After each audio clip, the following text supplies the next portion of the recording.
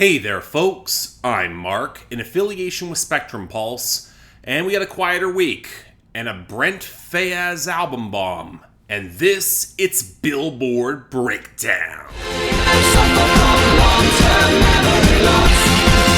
I don't remember. Okay, not gonna lie, I did not predict this. I'm not gonna say that Brent Faiyaz's sophomore album wasn't on my radar. I knew it was coming, a patron added it to my schedule, reckon it probably makes sense to cover it now. But the fact that it got a minor album bomb a year removed from its last two charting singles, it's kind of interesting. And hey, considering it's pretty much the only thing of interest that really happened this week, might as well get into it. Certainly more interesting than our top 10, I'll say that, where As It Was by Harry Styles somehow still maintains a grip on the number one. But as I've been saying for weeks now, this is a margins game being played with About Damn Time by Lizzo at number 2. She's ruling the radio, she's got the better sales, but Styles has the slight streaming edge. But if Lizzo gets the album bomb next week, she's gonna go to number 1, providing Atlantic actually plays its cards right. This strands First Class by Jack Harlow at number 3. It's definitely tipping into decline on the radio at this point, and that opens up for an interesting opportunity for Running Up That Hill by Kate Bush at number 4. She's still dominant on sales and streaming, but it's all a factor of whether she'll be allowed to get a radio run to compete with the very top. As of now, she's got impressive momentum, but there's a ways to go here, and album bomb she'll have to weather. Then we got Wait For You by Future, Thames and Drake at number 5, where solid streaming is propping up increasingly sluggish radio, and that opens up a hole for Mi Porto Bonito by Bad Bunny and Chencho Corleone at number 6, which has better streaming, but no real radio to speak of. And even then, it held over Heat Waves by Glass Animals at number 7, which actually spent the week not losing as much as you would expect on the radio, and that was enough to jump over Jimmy Cooks by Drake and 21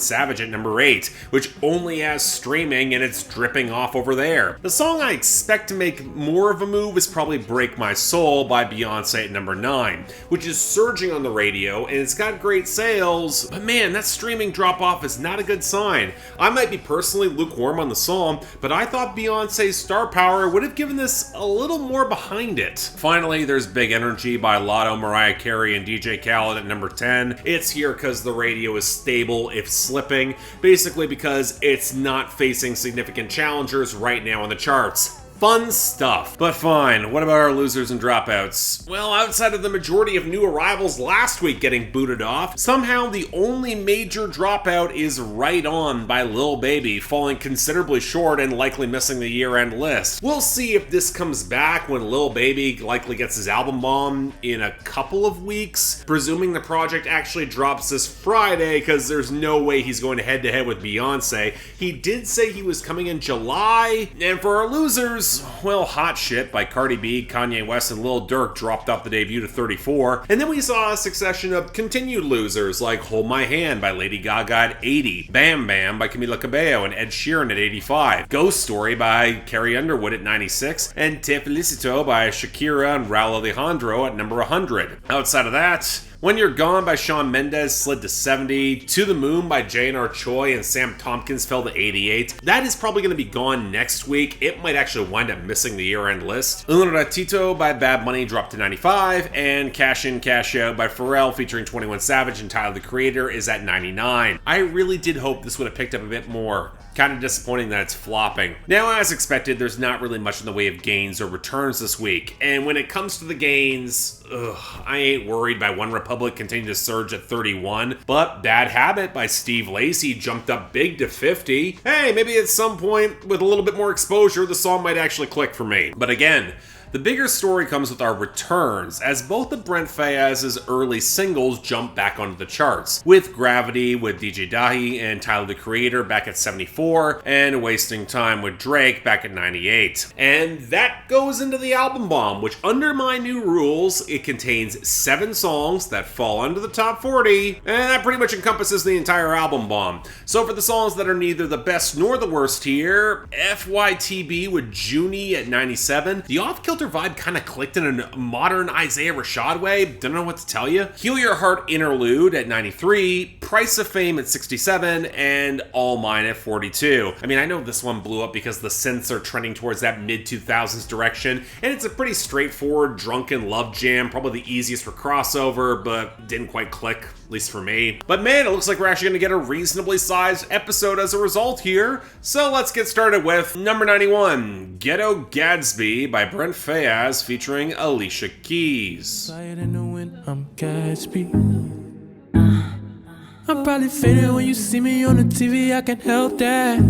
I'm just playing cards, I was dealt bad. So I'll get into more of this when I talk about the album proper on my main channel, but what Wasteland reminds me of more than a bit, it's Kissland by The Weeknd. Pretensions to a more opulent cinematic scope, especially with the running narrative of the album, but dragged down by clunky, underweight writing, weak themes, limp hooks, a lot of bloat, and an excess of unnecessary strings. Now this one is mostly undercooked flexing song that is bookended with Alicia Keys rapping, and oh my god, what an awful use of your Alicia Keys. She doesn't have the presence or swagger to really pull this off, and this sort of flexing has never been part of her repertoire. Nor does it need to be. I think I'm more annoyed by the Great Gatsby reference. It's here more as a reference to claiming opulence, and you'd think there'd be some depth calling back to the ill-gotten gains that gave Gatsby his initial fortune, or the parties he throws just for the one girl he wants. But that's either not referenced at all, or feels kind of out of place among all the women that Brent Faiyaz is still fucking. But I think I dislike the arrangement on this the most. The staccato strings and the plucky passages clash with Brent Faiyaz's voice in a really awkward way. The bass and the ad-libs sound off-key against his vocal line,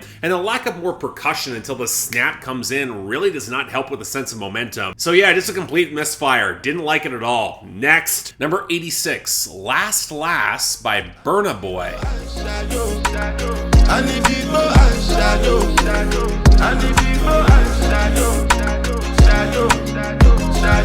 So I don't review everything that I listen to, and one of the artists I've been trying to get into on the side is Burna Boy, especially given the uptick in Afrobeat and his recent critical acclaim and popularity. This song in particular has been getting a lot of traction worldwide, kind of a bit surprising that his new album has got big collabs with Kehlani, J Balvin, Khalid, and even Ed Sheeran, which was his breakthrough this week on the global charts. But with this, well, one of my persistent hangups with a lot of Afrobeat is a lack of more developed melodic hooks outside of the vocal line, and this song kinda sidesteps that with both more robust vocal harmonies and the choppy acoustics alongside it. Unfortunately, that kinda tends to sink in along with the vocal sample behind some watery layers and the more programmed skitters, but the song wound up a lot more tuneful than I was expecting. But I also think Burna Boy gives the song enough to really get over for me. Rooted in his breakup with his longtime girlfriend, Stefflon Don, you can tell that he's trying to throw himself into his work and a lot of weed and alcohol to get over a lot of messy emotions, and it's not quite working. There's a messiness to his angst that feels well framed and realized, and when you pair it with a really strong hook, yeah, I actually wound up really liking this. I didn't expect it, but I dig it. Check it out. Number 84, Rolling Stone by Brent Faiyaz. I'm sorry in advance if I let you down. I was a bit surprised that I dug this, mostly because the production still feels smothered and fragmented, but the guitars against the fluttery touches and bass rumble feels better balanced and cohesive in this mess, and it fits the content, where Brent Faiyaz is staggering through his newfound success, and while he's still being an asshole, spilling luxury alcohol on luxury brands, it's peak Drake levels of eye-rolling, but I also do like how the stark contrast between how he's trying to value himself by his success, and everyone, especially some of the women in his life, telling him that he ain't shit, even despite wanting things from him. He can barely make sense of the flurry and mixed messages, not helped by him self-contributing to it, which is what happens when you get caught up in waves of lies. But at the same time, Brent Faiyaz's falsetto and vocal layering is really good here. That's enough to push it into quality, at least for me. Number 68, Betty Get Money by Young Gravy. Without the hoop, they call me Jerry Stackhouse. Dazing out in public, but your mama made me snap out. Before I get the dough, got the morning routine. Wake up bright and early to some brand new cream. So here's a fun question. How serious should anyone be taking Young Gravy, a Minnesota rapper who unfortunately does not share any of the hallmarks of that underground scene, as he tends to lean on a somewhat absurd comedy approach backed up by fusing trap percussion with a lot of vintage soul and funk? He's been on the edge of a breakthrough for a while now, and I've kind of been on the fence. He's funny in a low-key way, but he also feels like he defaults to a lot of the same horny, fucking everyone in your family material, and it's kind of hard thinking that this can become annoying or a gimmick really fast. Case in point, he literally sampled Never Gonna Give You Up by Rick Astley for his backing production this time, and I actually kind of really like how they chopped up the sample and the production with the faster bounce-inflected percussion, but come on, this is on the charts because it flipped the fucking Rickroll, down to Young Gravy crooning over the original hook melody with the ironic disaffection of someone who knows exactly what he did. Kind of a shame that his content's actually pretty thin this time around. A couple decent punchlines, but very little of the kooky flagrance that made his most audacious moments. With a sample this notable, you'd think he would do more for it, given how much he likely paid for it.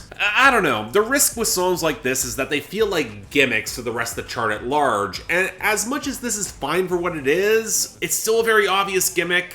That holds it back for me. And finally, number 52, Loose Change by Brent Faiyaz. Down. You down. Here we go again.